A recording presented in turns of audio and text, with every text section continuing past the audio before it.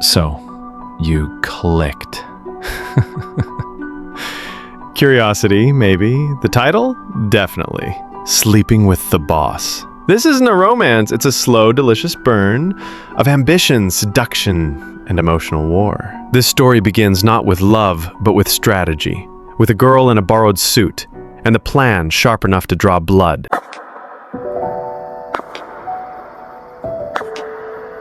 She walked into Titan Corp like it owed her something. Black heels clicking like gunshots. Lips painted in silent rebellion. Her name was Maya, and she had exactly $37 to her name. 22. College grad. No family safety net. Just raw ambition, and the kind of beauty that made people underestimate her. She looked up at the glass tower in front of her, 32 floors of power, greed, and billion-dollar contracts. The kind of place that didn't notice girls like her. The other interns shuffled in all nervous chatter and overpriced degrees. Maya stayed silent.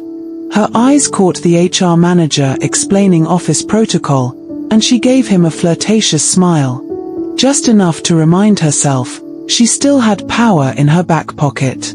And then, the air shifted. People straightened. Laughter stopped. The elevator doors opened, and there he was. Adrian Kale. He didn't walk. He moved, cold. Like a man used to being obeyed, feared, craved. Sharp jawline. Frosted blue eyes. A suit that probably cost more than her rent for the year. And as he passed, Maya didn't blink. She let him see her. And for half a second, he did. She timed it perfectly. The cup. The spill. The fake apology. "I'm so sorry, sir," she said softly, eyes wide with innocence. He looked down at the mess. Then at her. No reaction. No smile. Just a silent calculation, like he was measuring her soul. He said nothing. The game had begun. Back at the apartment, her roommate didn't even let her take off her heels. "You flirted with Adrian Kale?" Maya shrugged. "He's just a man."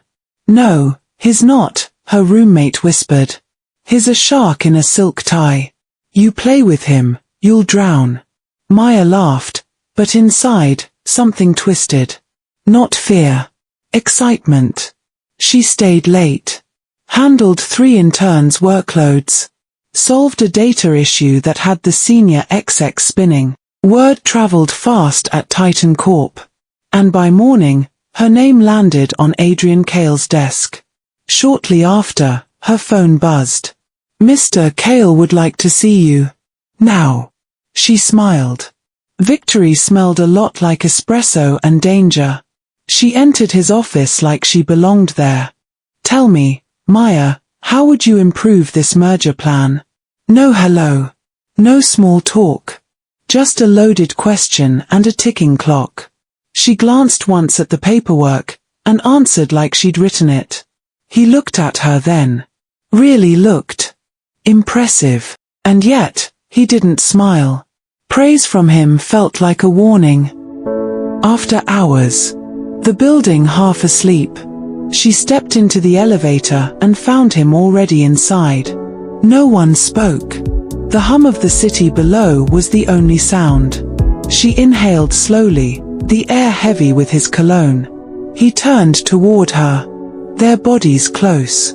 Almost touching. Her breath hitched. She looked up. And he leaned in. Then, he stepped back. "Not yet," he whispered. And the doors slid open. The staff mixer was boring, until she walked in. Backless dress. A slow sway in her hips. The room dimmed next to her. Adrian stood at the top floor balcony, watching like a king above his court. His drink untouched. His eyes fixed only on her. She didn't look up. Not even once. But she knew. He was watching. And watching was the first sign of losing. On Monday, she was called upstairs again. Not for punishment. Not for praise, but for something far more dangerous. Adrian stood by the window, skyline behind him like a crown of steel. "From today forward," he said, without turning, "you work directly under me." No smile. No questions. She nodded once. And inside, she grinned like a devil. Close proximity. Long hours. Private meetings. Just where she wanted to be. Or so she thought. Once, she leaned in to whisper about a file. She tested him. A small joke. A subtle compliment. A flash of thigh as she crossed her legs. Just enough to provoke. He didn't blink. Just stared. "You think I haven't seen this act before?" The words sliced. Not loud. Not cruel. Just cold. She smiled through the sting. Because this wasn't rejection. It was resistance. And resistance could be broken. She walked into the women's restroom, locked the stall, and sat silently. Mascara flawless. But inside, chaos. Why did his rejection feel like failure? Why did she care? She gritted her teeth, pulled out her compact mirror, and repainted her lips with war paint precision. She would not cry over a man. Especially not that man. She left the stall like nothing happened. Because nothing had. Not officially. She was 15 when her mother lost everything. A divorce. A scandal. A man who promised to love her, then replaced her with someone younger. Her mother never recovered. Maya learned something early. Love doesn't protect. It exposes. Power isn't optional. It's oxygen. And she would never beg for air again. Suddenly, her schedule changed. Late-night meetings. Last-minute reschedules. Unreasonable deadlines. She should have been annoyed. Instead, she realized what it meant. He was testing her. Pulling her closer. Seeing how far she'd bend. And Maya. She bent like silk in the wind. But she never, ever broke. It was past midnight. She slid into the back of the car beside him. Rain tapped on the windows. City lights smeared behind glass. He said nothing. Neither did she. The silence was thick, heavy, electric. His hand reached for hers. Brushed it. Paused. She turned to him. Lips parted. Breath trembling. Then he pulled back. "You're not ready," he whispered. The words were a leash and a knife. The next day, she laughed with another executive. Touched his arm. Flashed a smile. Adrian saw it. Didn't speak. Didn't blink. But the next morning, that executive was reassigned. Quietly, permanently. Maya saw the empty desk, and smiled. Because nothing is louder than a silent message. The storm knocked out the lights. The building buzzed with backup power, just enough for shadows. Candles flickered on his desk. He sat there like a ghost of control. She leaned forward. "Why won't you touch me?" His gaze didn't move. His voice cracked like ice. "Because I will ruin you." She didn't answer. She didn't need to. Because deep down, she wanted to be ruined. By him. The next night, they stayed late again. She handed him a file. Then, he kissed her. Slowly. Deeply. Not like a man falling in love. But like a man pulling her underwater. She kissed him back, knowing this wasn't safety. It was surrender. And that was the point. The moment his lips left hers, she bolted. Her heels echoed down the hallway like war drums. She wasn't running from the kiss, she was running from herself. In the elevator, she breathed hard, fists clenched. "I'm not ready," she whispered, but her body said otherwise. And far above her, in that glass tower, Adrian watched the city and smiled. He knew exactly what he was doing. The next day, he was cold as glass. He walked past her without a glance. No good morning. No mention. Just business. Brutal, sharp, and calculated. And that stung more than rejection. She played along, but inside, she was unraveling. Over cocktails and neon lights, Maya exploded. He's a manipulative son of a... Then why are you blushing? Her friend asked. Maya scoffed. I am not. But the ice in her glass wasn't melting as fast as her guard. She didn't want him. She needed to win. The next morning, she strutted into the office like a woman reborn. Hair loose. Neckline deeper. Smile weaponized. If he wanted to play games, fine. She'd win. When she leaned over his desk and whispered, "You missed a spot." He didn't blink. But his pen snapped in half. It was late. She thought she had the upper hand. But when he grabbed her wrist and pushed her against the glass. "Stop playing with me," he growled. The lights of the city flickered behind her. And so did something inside him. This wasn't just power anymore. It was fire. And fire burns. In her apartment, she stared at her reflection. This is just a job, she lied. But the mascara smeared under her eyes told the truth. The office buzzed with whispers. She's sleeping with him. She's manipulating him. Or maybe, he's manipulating her. Maya walked through the mall, chin up, back straight. But her hands were shaking. Power came with a price. And it was starting to bleed. She walked into his office and locked the door. You think you're the only one who can play dirty? She sat on his desk, crossing her legs deliberately. Careful, boss. I bite. And for the first time, he looked rattled. At the gala, Maya didn't cling. She commanded. Every smile, every laugh, every glance a performance. She let another man kiss her hand, right in Adrian's line of sight.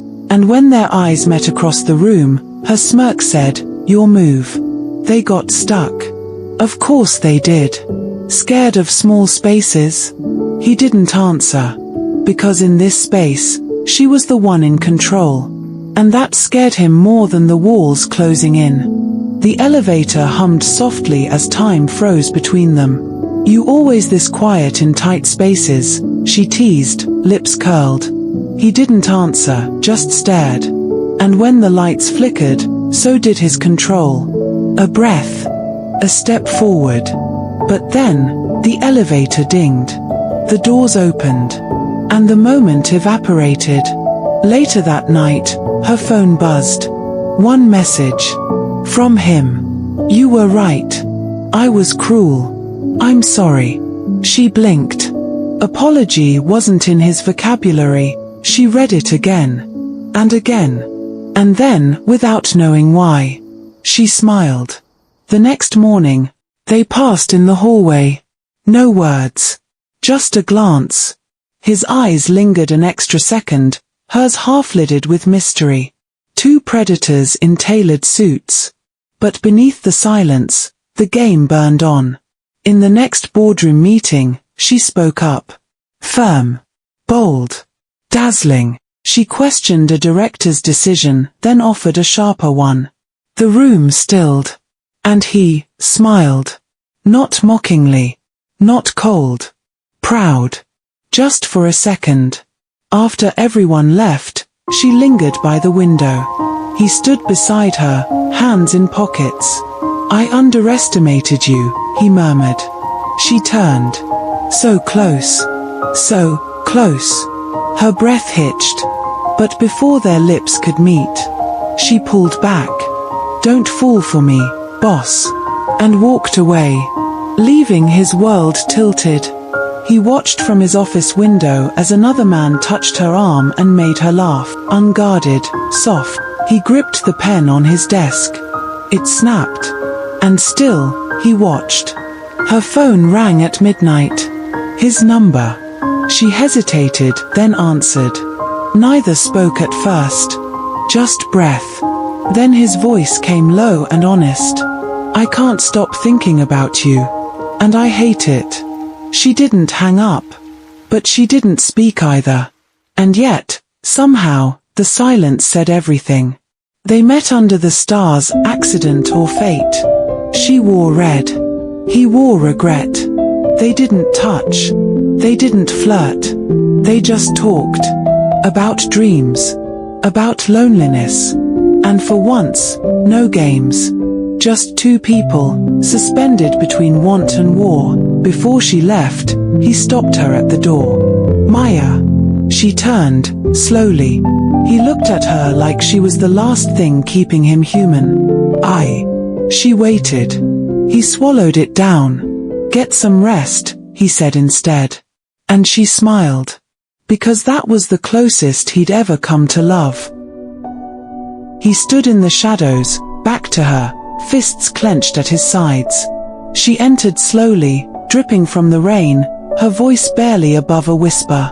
Why do you keep pulling me in, only to watch me fall? He turned, and for once, the billionaire mask cracked. Not cold. Not smug. Just broken. I'm not the man you think I am, he said. And you're not the game I thought I was playing. She stepped forward, chest heaving with words she couldn't say. And in a breath, they collided. Not a kiss of victory. Not lust. A desperate kiss between two people too damaged to admit they need each other. A kiss that said, this shouldn't happen. But it already has. She walked out. Shoulders back, lips smirking, heels tapping like a war drum. In the boardroom, whispers followed her like perfume. But she no longer cared. Because now, she wasn't just in the game. She was the game. And as she passed his office, she didn't even look inside. But he watched her go, eyes dark, fingers to his lips where her kiss still burned. The hunter had been hunted. The puppet master, outplayed. But the truth neither of them could admit. They weren't finished. Not by a long shot. Sleeping with the boss was never just about the bed. It was always about who would fall first. And who would fall harder. Fade to black.